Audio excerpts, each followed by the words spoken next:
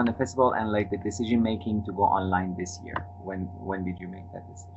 Oh, well, Images is actually, I think, the second oldest film festival in Toronto after the Toronto International Film Festival. And it was started sort of as a way to make space for some of the work and some of the conversations that weren't really happening at the international on the international film circuit. So, people discussing their relationship to politics, racial justice, environmental justice, like formal experimentation, the relationships and intersections between that. Yeah, so I think that that's sort of how the festival began, and it's kind of been it's evolved a lot in its like 33-year history, and I would say that it's still very much like in that spirit, but the I think the conditions are always the nuances of of the conditions of those politics are always changing. Yeah. And about specifically about this year, did you plan to have it as normal, but like because of the outbreak, you had to make some changes to the programming? Did you have to cancel anything, any of your previous like deals or?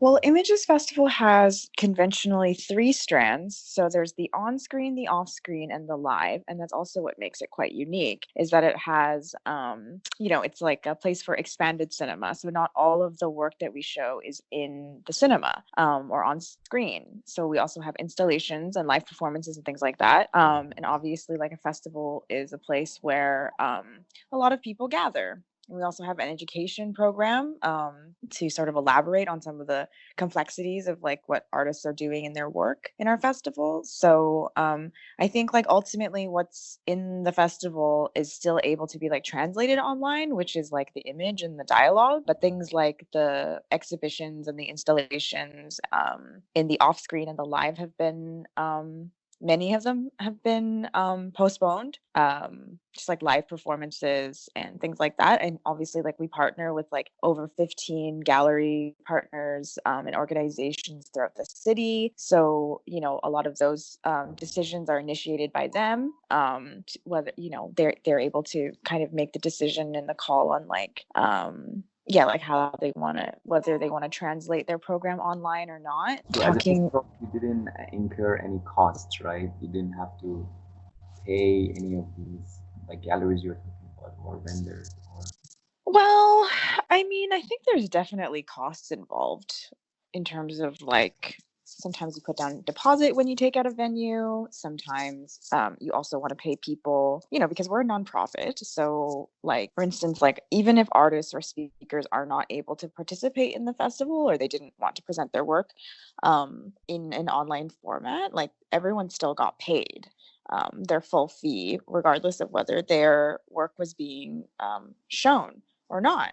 I'm not really sure what you mean by like costs, like in So terms for of like instance, where. have to sorry for interrupting. Did you have to maybe book a physical space or a cinema, and because of these situations, you had to cancel that, or did you have to like book like some instruments for projection, but you had to like return it or like or deposits that you meant cost of that nature? Well, I don't really have the like I'm not sort of the person to speak to about logistical questions like that. We have an operations director for that who leads that. So I'm sorry, I can't really answer that That's question. that's so moving on. Was it easy to kind of transfer all the programming online, given the short period of time you had? Yes, it was difficult. And you were the only person like coordinating, or like the whole team started to? Oh yeah, everyone had to participate. And then I have read that all the live streams are free. Was that a decision kind of to promote the spectatorship, or how was that decision made? Well, during the pandemic, I'm not certain that it feels terribly, because again, we're a nonprofit, and I don't I think that the ethos of our festival doesn't really, advocates for accessibility, over box office sales. And of course, while we do appreciate so much people who are tuning into our program, I don't think that making the festival free was meant to, we were not anticipating like the intention was not to have more people watch, and because you can't really predict how audiences are going to behave in a pandemic. So I think our main goal was to make the audience, or make the festival accessible, because everyone's income is sort of very strained right now. And the next question that I have is that did you have to coordinate with filmmakers, for instance, around the issue of copyrights, because now all the screenings are online? Not really, to be honest, because we don't really, much of the work that we show doesn't really participate in the marketplace like that. Does that make sense? Because of the independent cinema affiliations. Yeah, because I think, I'm not really sure about this, and I'm not really sure about this aspect, but I think that when you screen a film online, it disqualifies it for distribution or something like that, or like it makes it much more difficult to find a distributor for a film when it's like already online, or like when it's like posted online or something like that. So that was something that we were aware of, but we didn't encounter any challenges with that. Because many of the distributors that we work with are working with independent artists, and they're not like incredibly possessive or territorial about the work. We even managed to screen like a Robert Frank film, like a 16 millimeter transfer of it. And that's a film actually that is posted online, Pull My Daisy by Robert Frank. And the quality is not so low, but it's important that, that's how I was able to watch it. And then I was able to acquire a 60 millimeter print to screen at the festival. And then when we decided to go online, we went to the Robert Frank estate, I think, in the Museum of Fine Arts. And yeah, like they were able to send us like quite a high quality transfer of that. So in a way, like I think that the organizations that we've been working with to manage our prints and our files have been really open to sharing. There's also, like some more dated or like historical work, such as the Haroon Faroqi video essays that were part of the Kevin B. Lee program yesterday. The Faroqi Institute was like very, very excited to see how like these works would begin to circulate during this time. So yeah, I think, I really have to applaud organizations who are being flexible and, willing to share their work with people who are at home. And it's not only just people who are at home because they have to socially distance, but there's also like people who are disabled, or like people who are like bound to like, bed bound, and like even if they're not sick, like they're able to access these films that are like kind of kept behind this like weird, like this vault, this like institutional vault, or like idea that people, I don't know, like there's like tons and tons of barriers actually to moving image, even though it's something that seems like we can circulate quite easily online. Two more questions. One is in terms of how the audience have participated. Have you noticed that in the past few days, and I think it's the last day of the festival today, there has been a very good reception from the audience?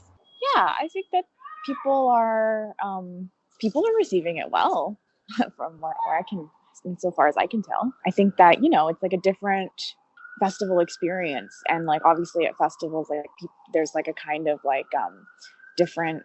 There's like this kind of like behavior, about seeing things, and it's like quite a physical thing to do, to be at a festival. So, and there's like and there's like a kind of self-spectatorship to it, right? Like in the Q&As, we receive way more questions, I find, in this online format than we normally would in a cinema setting, even though we try to encourage that as much as possible with our post trailer, or like our pause, which is like a 1 minute music clip or music composition that we like air, or we play it at the end of each program, just to allow people like a minute to like think and like sit with whatever they've just seen. And that's something that we've translated over into the online format.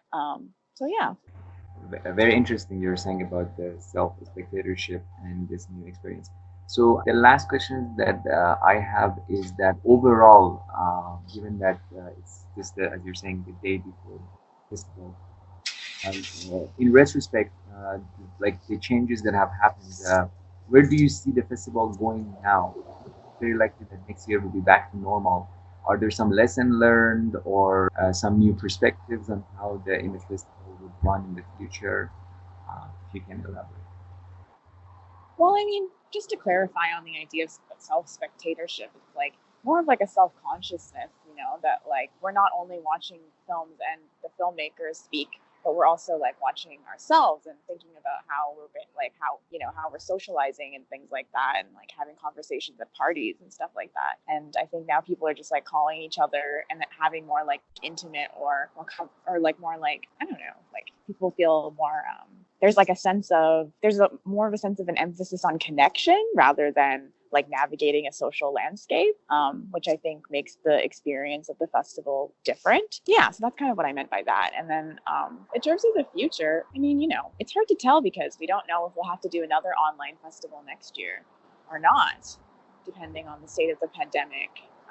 But I think what I've observed is that many of my friends in places that wouldn't have been able to view the programs at the festival are watching the programs and like telling me that you know it's like great to be able to access them for free, and like the fact that it's free and the fact that it's online hasn't deterred people from watching at all, despite the fact that there's so many things that are free and online now. I think that there's still like a festival experience to be had. Obviously there are elements of it missing, but I think it's like up to people who are you know engaged or who are interested in forming a kind of provisional community at a festival. It's up to like our audience and up to like us to try to like facilitate that sort of feeling in this format. And yeah, it's really going to be determined by the people and the festival, of course. Thanks for your time. Any final thoughts or words to the audience, to people who are listening?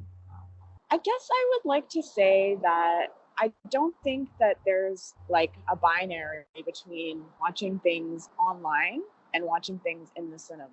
I think it's always like I think it's a choice that we can make. Like it when we have both options again, I think that there will be people who will want to stay at home and enjoy the program with like their dogs and like in their living room or whatever, their animals and their family and their parents. And then there will be people who will want to come to the cinema. And I don't think that showing things online undermines like the cinematic experience. And I don't think that putting things in the cinema is like going to, or if I don't think there is no going back to normal in like a very broad sense. Like there's a lot of things that have to change now.